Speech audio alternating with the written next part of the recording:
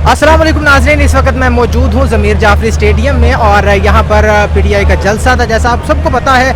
और इमरान खान की थोड़ी ही देर में आमद होगी और जैसा बताया गया था कि 25,000 तो कुछ भी नहीं, लाखों की तादाद में अवाम का समंदर आएगा। मेरे पीछे देख भी सकते हैं अवाम का ठाठे मारता हुआ समंदर ज़मीर जाफरी स्टेडियम में। और पीटीआई का जो जलसा है वो कामयाबी की तरफ गामज़न है, कामयाबी की राहों पे गामज़न है।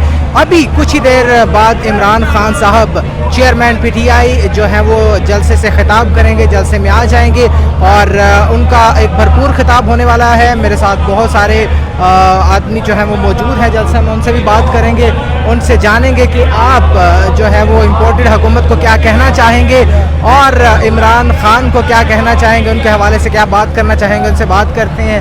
अस्सलाम वालेकुम जी। वालेकुम सलाम। इम्पोर्टेड हुकूमत को क्या कहना चाहेंगे इस जलसे के थ्रू? बिस्मिल्लाहिर्रहमानिर्रहीम। इम्पोर्टेड हुकूमत आज खुद ही अल्हम्दुलिल्लाह देख लेगी कि हम में कितना दम है। अच्छा, ठीक है।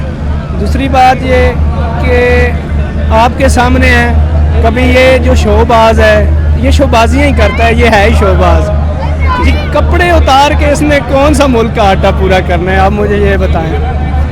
ठीक है।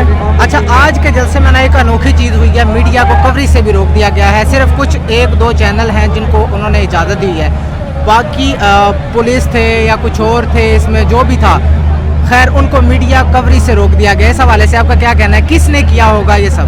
भाईजान, मैं खुद जेलम से हूँ, अच्छी तरह जानता हूँ। नून लीग के हथकंडों को मैं अच्छी तरह जानता हूँ। खुद ही वो उनको मना करके आगे से किसी बंदे को आगे करके